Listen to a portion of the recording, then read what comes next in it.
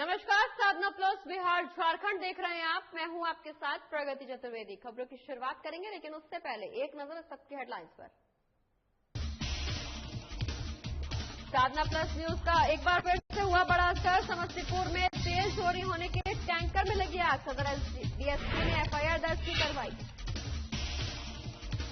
सहरसा में पुलिस की लापरवाही आई सामने। आरोपी को अकेला छोड़ चाय पीने गया पुलिसकर्मी। पुलिस की कार्यशैली पर उठे सवाल। पूर्णिया विधायक आफाक आलम ने किया औचक निरीक्षण। कस्बा अंचल कार्यालय का किया गया निरीक्षण। निरीक्षण के दौरान म्यूटेशन की ली पूरी जानकारी। पटना में चैती छठ की हुई शुरुआत। साल में 2 बार मनाई जाती है चैती छठ। नहाए खाए के साथ शुरू हुई छठ की शुरुआत। चलिए खबरों की शुरुआत करेंगे, जहां साधना प्लस न्यूज की खबर का असर एक बार फिर से देखने को मिला है। आपको बता दें कि समस्तीपुर में तेल चोरी होने के दौरान बीते शाम पेट्रोल टैंकर में आग लग गई थी। वहीं प्रशासन ने साधना न्यूज की खबर को देखते ही सदर एसडीओ और सदर डीएसपी ने बंगरा थाना प्रभारी अनिल कुमार को निर्देश देते हुए 3 लोगों पर एफआईआर दर्ज कराई है। आपको बता दें कि पूरा मामला समस्तीपुर जिले के बंगरा थाना क्षेत्र का है, जहां वायरलेस चौक के पास बीते शाम चोरी से पेट्रोल निकालने के दौरान पेट्रोल भरे टैंकर में अचानक आग लग गई। वहीं पिछले कई सालों से इस जगह पर तेल कटिंग का अवैध धंधा जारी था। पहले भी एक बार इसी टैंकर में आग लगी थी। वहीं माना जा रहा है कि पुलिस की मिलीभगत से ही इस सड़क से गुजरने वाले टैंकर के चालक और खलासी को मोटी रकम देकर टैंकर से पेट्रोल और डीजल को निकाला जाता है। उसमें दूसरे नकली केमिकल को भी मिला दिया जाता है।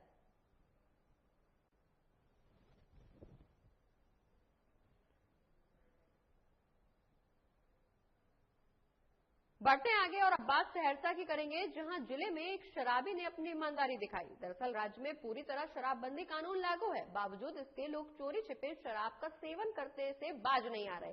हालांकि ऐसे मामलों में पुलिस कानूनी कार्रवाई भी कर रही है। ऐसे ही एक मामले में पुलिस ने शराब पीने के जुर्म में एक शराबी को गिरफ्तार किया। पुलिस गिरफ्त में आए शराबी को पुलिस कर्मियों द्वारा मेडिकल जांच के लिए सदर अस्पताल लाया गया, लेकिन इसी बीच आरोपी को हाथ में हथकड़ी लगा अकेले छोड़कर पुलिसकर्मी चाय पीने के लिए निकल पड़े। पुलिस की इस लापरवाही का फायदा उठाकर आरोपी फायदा उठा सकता था और मौके से फरार भी हो सकता था, लेकिन आरोपी ने अपनी ईमानदारी दिखाई और अस्पताल परिसर के चबूतरे पर काफी देर तक आराम फरमाता रहा और पुलिस के आने का इंतजार करता रहा। वहीं काफी देर बाद जब पुलिसकर्मी आरोपी के पास पहुंचे तब वो उससे मिले। अब सवाल ये उठता है कि पुलिस की इस तरह की लापरवाही से अगर आरोपी फरार हो जाता तो फिर क्या होता। आरोपी को इस तरह अकेले छोड़कर जाना पुलिस की लापरवाही नहीं तो और इसे क्या कहेंगे। तारी पीने में पकड़ लिया सर हमको। हाँ, तो कहाँ लाया? वहाँ से ले गया थाना। हाँ। थाना से लाया हॉस्पिटल। हाँ। जांच पड़ताल किया है, अभी तक हॉस्पिटल में है। हॉस्पिटल में है। तो आपको छोड़ के चल गया चौकीदार कहीं? आप उससे छोड़ के नहीं चल गया है, सामने में। अभी तो फोटो में दिख रहा है कि आपको नहीं पकड़ा हुआ है, छोड़ के चल गया। नहीं है, वो है सामने है। किधर चल गया था? पानी पीने के लिए गया था, फिर सामने में है। मामला जहां पुलिस के लिए चाय पीना ज्यादा जरूरी था बजाय आरोपी के साथ रहने के। आपको बता दें कि पुलिस इस दौरान आरोपी को पकड़ करके लाई, जहां उसका मेडिकल करवाने के लिए लेकर के गई थी पुलिस, लेकिन इस दौरान पुलिसकर्मियों को चाय पीने की तलब इतनी ज्यादा लग गई कि वो आरोपी को हथकड़ी लगा छोड़कर चाय पीने चले गए। हालांकि इस दौरान आरोपी ने अपनी ईमानदारी पूरी बखूबी से निभाई।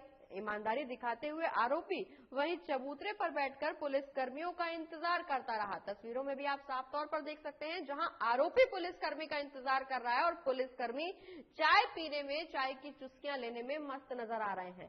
सहरसा का यह पूरा मामला, जहां पुलिस की कार्यशैली पर सवाल उठ रहे हैं। पुलिस की बड़ी लापरवाही सामने आई है। आपको बता दें कि आरोपी को अकेला छोड़कर चाय पीने चले गए पुलिसकर्मी। इस दौरान आरोपी ने भी अपनी ईमानदारी बखूबी निभाते हुए पुलिसकर्मी का इंतजार करना जरूरी समझा। और लोक आस्था के महापर्व छठ पूजा की शुरुआत आज से हो गई है। बता दें कि ये पर्व बिहार का सबसे अहम पर्व है। ये पर्व साल में 2 बार मनाया जाता है। चैत महीने में मनाए जाने वाले छठ को चैती छठ कहते हैं। इस बार कोरोना काल में चारों ओर छठ पूजा की गूंज तो सुनी जा सकती है, लेकिन एक खामोशी भी इस दौरान साफ तौर पर देखी जा रही है। आज चैती छठ की शुरुआत नहाय खाए के साथ की गई। वहीं आज व्रती गंगा घाटों पर पूजा अर्चना करते हुए नजर आई। आपको बता दें कि नहाय खाए के साथ ही 4 दिनों तक चलने वाला लोक आस्था का महापर्व आज से शुरू हो गया है। छठ व्रती आज नहाय खाए के दिन गंगा स्नान करके घाट से गंगा जल लेकर अपने अपने घरों में नहाय खाए का प्रसाद बनाती हैं। लेकिन इस बार कोरोना संक्रमण की वजह से गंगा स्नान करने वाले छठ व्रतियों की भीड़ काफी कम देखने को मिली, लेकिन इसके बाद भी कई छठ व्रती गंगा में स्नान करने पहुंच रही हैं और गंगा स्नान कर गंगा जल अपने साथ प्रसाद बनाने के लिए ले जा रही हैं। साफ तौर पर यह कहा जा सकता है कि इस बार बीते साल जैसा मंजर आंखों के सामने है। लोग डरे सहमे हैं। वहीं कोरोना काल के चलते लोगों की भीड़ इस दौरान गंगा घाटों पर कम देखने को मिल रही है।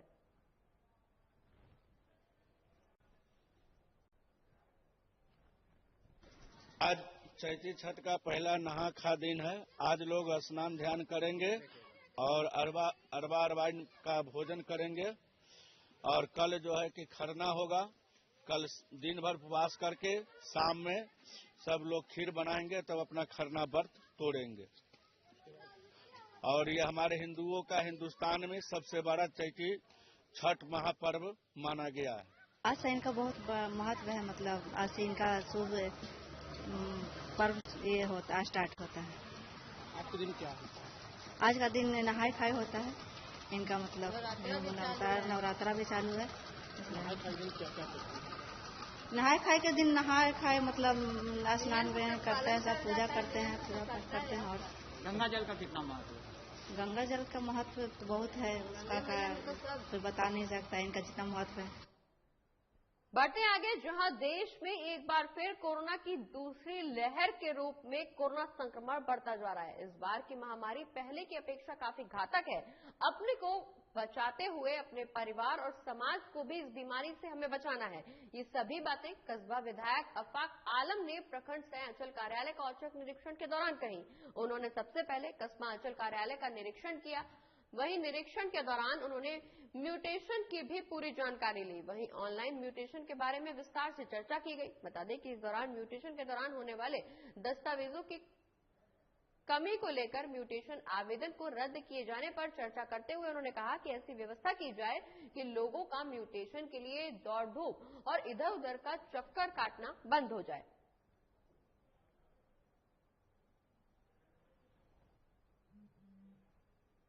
और अगली खबर बेतिया से सामने आ रही है, जहां पर एक गैस गोदाम में भीषण आग लग गई। आग इतनी भयंकर थी कि जिसमें 50 से ज्यादा सिलेंडर ब्लास्ट हो चुके। आपको बता दें कि इससे आसपास के लोगों में दहशत का माहौल बना हुआ है। लोग अपने घरों से निकलकर बाहर की तरफ भागने लगे हैं। वहीं गोदाम शहर से हटकर संत घाट में है, जहां पर भीषण आग लगी और धमाका सुनकर शहर के लोग गैस गोदाम की तरफ इकट्ठा होने लगे। वहीं पुलिस घटनास्थल पर पहुंची है। आपको बता दें कि इस दौरान माइकिंग के जरिए से लोगों को घर जाने के लिए पुलिस अपील कर रही है। वहीं पुलिस और दमकल की गाड़ी मौके पर पहुंचकर आग पर काबू पाने की कोशिश लगातार करती हुई नजर आई। बताया जा रहा है कि नंदकिशोर चौधरी के राधिका ज्योति एचपी गैस गोदाम है, जिसमें आग लगी है और 50 से ज्यादा सिलेंडर इस दौरान ब्लास्ट हुए हैं। वहीं इस धमाके में ट्रक पर लदे सिलेंडर के साथ साथ ट्रक के परकच्चे भी उड़ गए।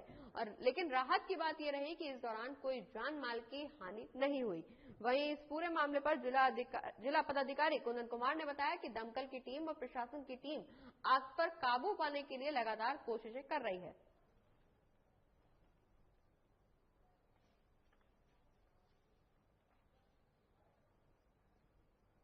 मैं भी संत घाट आया हूँ। कैसे आग लगी है, क्या लगी है, मुझे भी जानकारी नहीं है। वस्तुस्थिति की जानकारी को तो फिर आपको बता दिया जाएगा। गैस गोदाम में आग जो लगी थी एकदम शांत है। प्रशासन पूरे तत्परता से लगी हुई है आग बुझाने में। प्रशासन की तरफ से कोई कोताही नहीं है। काम हो रहा है और आग बुझ भी गई है। गोडाउन के भीतर आग नहीं लगा है, गोडाउन के बाहर आग लगा हुआ था। गोडाउन सुरक्षित है। गैस का गोडाउन है, उसमें लगी है और हर 5-10 मिनट में एक जो है ब्लास्ट की भी आवाज आ रही है।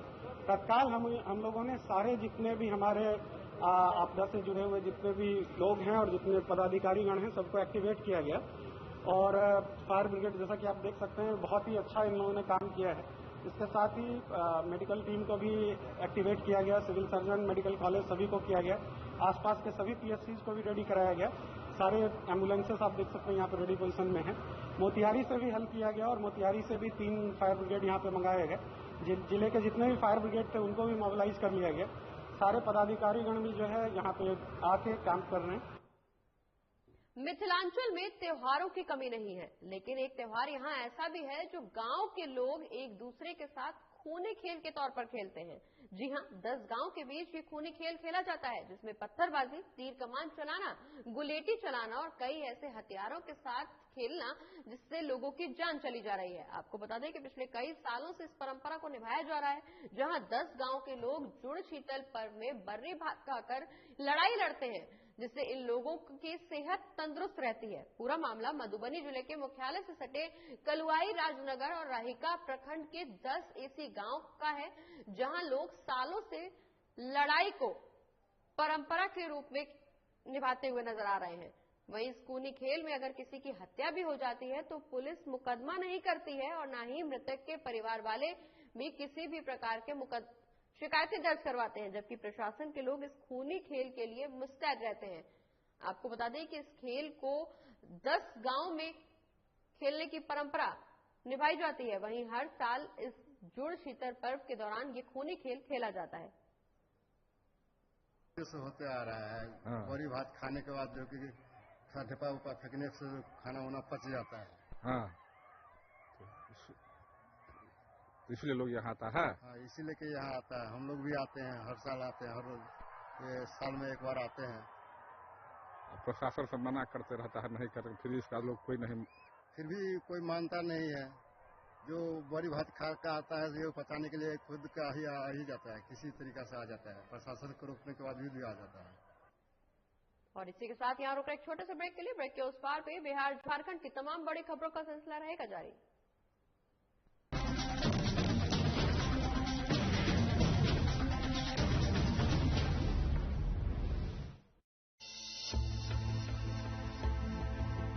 रामकृष्ण मिशन अस्पताल रांची में सेवा का एक सर्वोत्तम संस्थान। 7 दशकों से रामकृष्ण मिशन सैनिटोरियम में सभी बीमारियों का आधुनिक पद्धति से सस्ते दर पर इलाज। अस्पताल में अनुभवी डॉक्टर और कुशल नर्सें रखेंगी आपका विशेष ख्याल। सभी आधुनिक चिकित्सकीय उपकरणों से लैस 24/7 है सेवा में समर्पित रामकृष्ण मिशन अस्पताल, खूंटी रोड, तूपुदाना, रांची, जिसका सेवा ही परम धर्म है।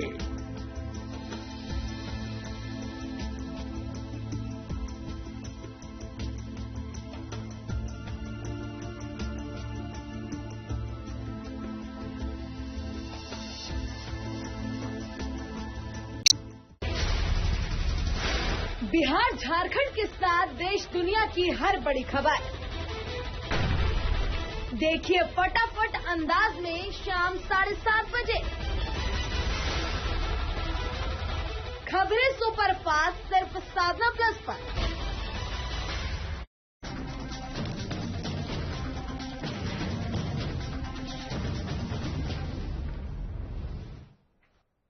और ब्रेक के बाद एक बार फिर से स्वागत है आपका। खबरों में आगे बढ़ेंगे, जहां बिहार विधान परिषद के पूर्व सभापति प्रोफेसर अरुण कुमार का लंबे समय से बीमार रहने की वजह से कल निधन हो गया। वहीं निधन के बाद उनका शव आज पैतृक गांव मछनहटा पहुंचा, जहां कैमूर डीएम, एएसपी और एसडीएम ने शव को सलामी दी। बता दें कि राजकीय सम्मान के साथ शव को सलामी कर अंतिम संस्कार के लिए परिजन वाराणसी के लिए रवाना हुए। वहीं शव गांव में पहुंचते ही उनका दर्शन पाने के लिए ग्रामीणों का हुजूम उमड़ पड़ा। दरअसल कैमूर जिले के दुर्गावती प्रखंड के मछनहटा गांव के बिहार विधान परिषद के पूर्व सभापति प्रोफेसर अरुण कुमार का कल देर रात 90 साल की उम्र में बीमारी की वजह से पटना आवास में निधन हो गया। पूर्व सभापति प्रोफेसर अरुण कुमार जी का जो देहावसान हुआ उसको लेकर तो राजकीय सम्मान के साथ यह समारोह आगे हम लोग कर रहे हैं। इसके लिए हम सब लोग यहाँ पे हैं। प्रशासनिक सर कई पुष्टि होने के बाद भी तो रही रहे सर, अभी तक सर सिस्टम को होने के बाद यहाँ तक कहाँ तक जो छोड़ जाए बात सुन रहे क्या बोल रहा संस्कार नहीं सर कहाँ तक अंतिम संस्कार जो परिजन है उनकी इच्छा है कि जो उनके परिवार की अब तक की रिवाज चले आ रहे हैं उस हिसाब से 12 में वो गंगा के किनारे घाट पे करेंगे। प्रोफेसर अरुण बाबू इस इलाके के मान सम्मान के प्रतीक थे। शिक्षक राजनीति जन्म जब आप कह सकते हैं कि जब से वो नौकरी कर रहे थे तब से शिक्षक राजनीति करते थे और उद्भट विद्वान थे। इनकी पूरी चर्चा विद्वत्ता को लेकर के पूरा बिहार इस बात को गौरवान्वित करता था। 42 साल एमएलसी रहे। 42 साल एक बड़ी समय के हिसाब से बहुत बड़ी समय होता है। बढ़ते आगे, जहां पूरे देश में बढ़ रहे कोरोना मामलों ने सभी राज्यों को अपनी चपेट में ले रखा है, वहीं झारखंड भी कोरोना के प्रकोप से अछूता नहीं है। गुरुवार को 3,480 कोरोना के नए मरीज सामने आए, जबकि कोरोना से इस दौरान 28 लोगों ने अपनी जान गंवा दी। राजधानी रांची में भी अब तक 1,393 केसेस सामने आ चुके हैं, जबकि जमशेदपुर में 492, बोकारो में 194, देवघर में 156, कोडरमा में 145 और धनबाद में 136 नए केसेस कोरोना के सामने आए हैं। इसी तरह से कोरोना संक्रमण के बढ़ते आंकड़े राज्य सरकार के लिए काफी चिंता का विषय बने हुए हैं, जिसकी रोकथाम के लिए सरकार लगातार कोशिशें कर रही है।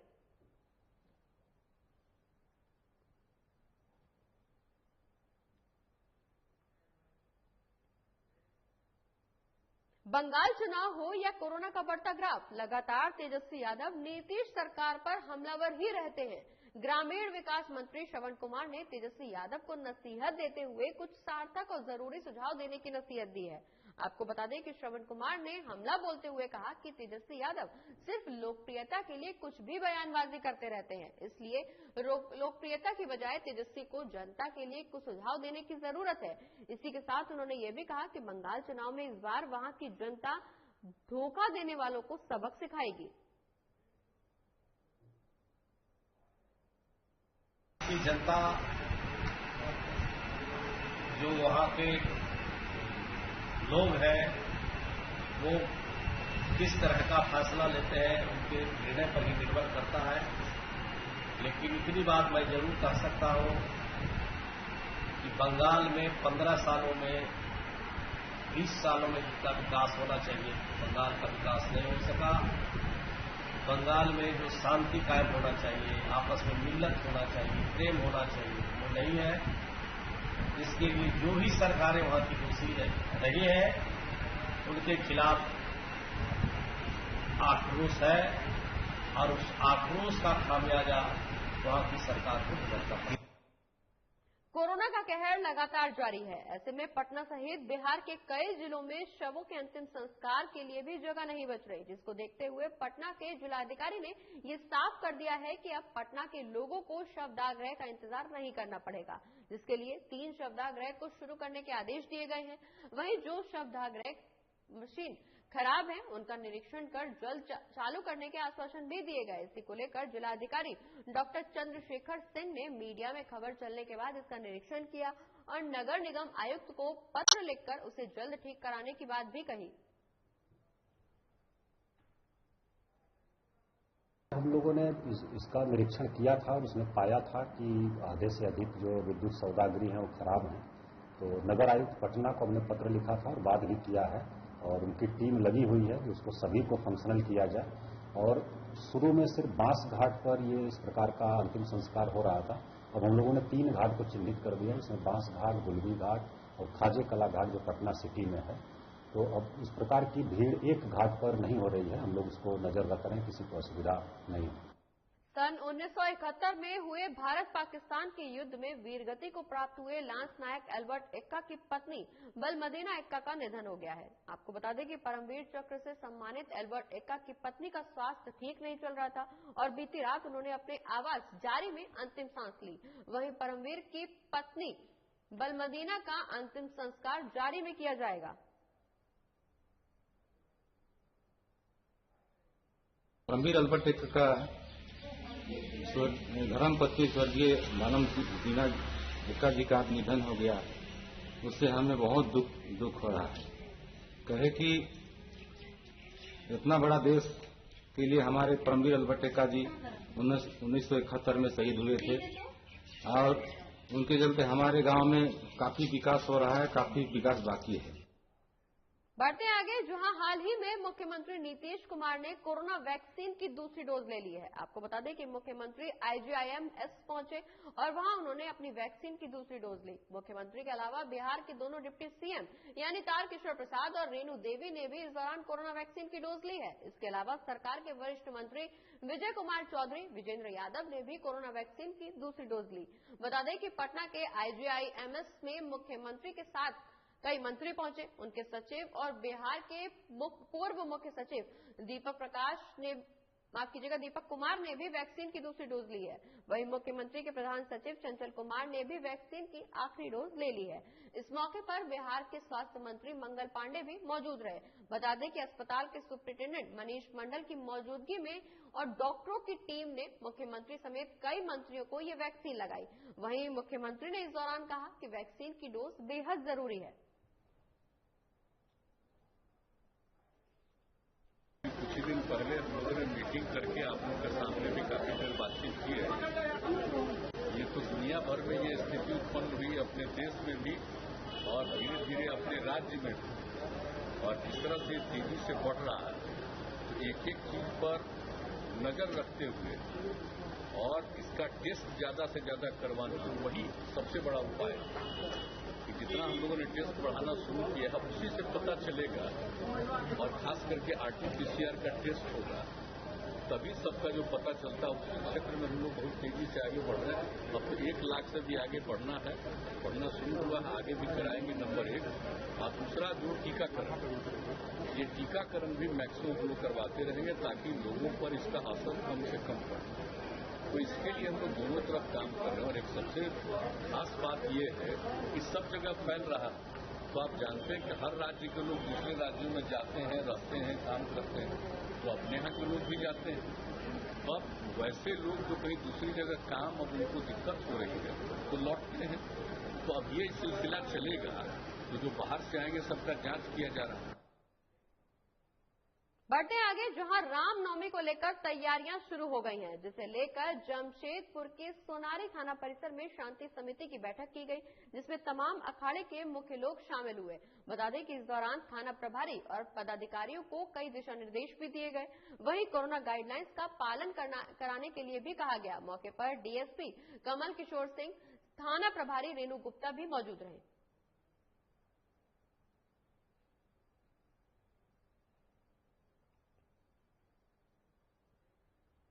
बिहार में एक तरफ सरकार सख्ती से शराबबंदी कानून का पालन करवाने में लगी हुई है, तो वहीं दूसरी तरफ बिहार की जनता शराब के नशे में चूर है। मामला बेगूसराय का है, जहां एक शराबी ने एक महिला की पिटाई की, जिसमें महिला गंभीर रूप से घायल हो गई।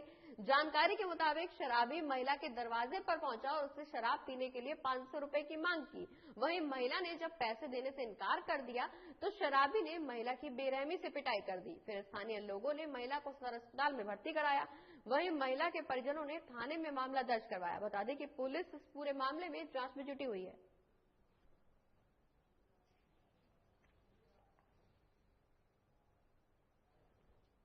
खड़ा थी और उधर से आया, बोला कि जे दारू पिया पैसा कि बोला हमारा पैसा कहाँ से देवो कि नहीं देवी भैया। 3-4 ईटा फेंका, 1 ईटा लग गया इसको 9 बजे। कुछ नहीं बिगाड़ा, हमें गेट पर खड़ा होकर देखा।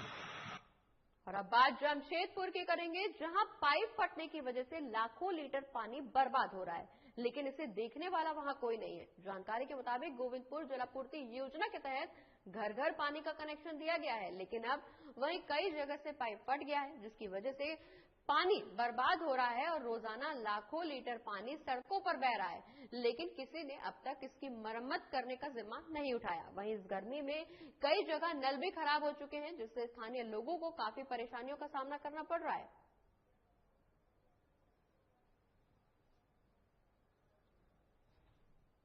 पाइप जो है वाटर कॉल का पाइप है, पानी इससे सप्लाई होता था। पिछले कुछ समय में गैस लाइन का पाइप बना, इससे टूटेगा फट गया, जिसको ना मरम्मत किया ना कुछ किया। आए जब पानी आया तो पानी बह के पूरा रोड में जा रहा है। कल एक आदमी यहाँ गिर भी गया था, आगे में कादा में, सामने एक गड्ढा है, उसको सामने में गिर गया, उसको चोट भी लगा था। इसको कोई देखभाल करने वाला है नहीं। अभी डेली जब पानी आ रहा है पूरा गिर रहा है। लाखों लीटर रोजाना पानी बह जा रहा है। भीषण गर्मी में आदमी को पानी पीने को पानी नहीं है, यहाँ पर लाखों लीटर पानी आपका बह जा रहा है। तो पाइप फट गया है, पानी नहीं आदमी को मिल रहा है, पानी बह रहा है। इतना पानी जाएगा तो कहाँ से मिलेगा आदमी लोग को? तो है गर्मी नहीं आने से इतना ये होगा, दिक्कत होगा, आदमी को दिक्कत होता है। बढ़ते आगे और अब बात साहिबगंज की करेंगे, जहां आरपीएफ की स्क्वाड टीम को बड़ी सफलता मिली है। जी हां, आरपीएफ स्क्वाड टीम ने 50,000 के गुटखे को गया हावड़ा एक्सप्रेस वे से बरामद किया है। इसी को लेकर इंस्पेक्टर ने बताया कि ट्रेन में रोजाना की तरह स्क्वाड की टीम जांच कर रही थी। उसी दौरान सप्लायर ने बताया कि भागलपुर से गुटखा रोजाना लाकर साहिबगंज की मंडी में सप्लाई किया जाता है। बता दें कि इस पर कार्रवाई करते हुए आरपीएफ की स्क्वाड टीम ने गुटखा की खेप को जब्त किया है।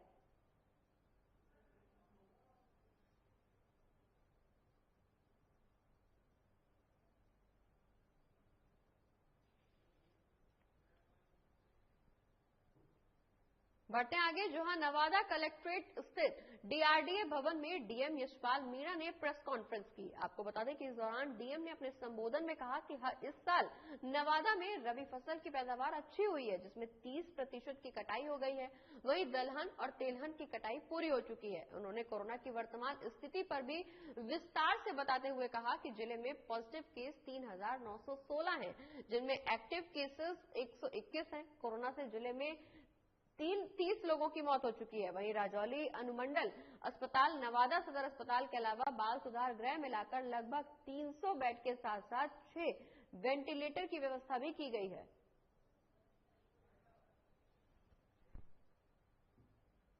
और इसी के साथ इस बुलेटिन में फिलहाल इतना ही। आप देखते रहिए साधना प्लस न्यूज। नमस्कार।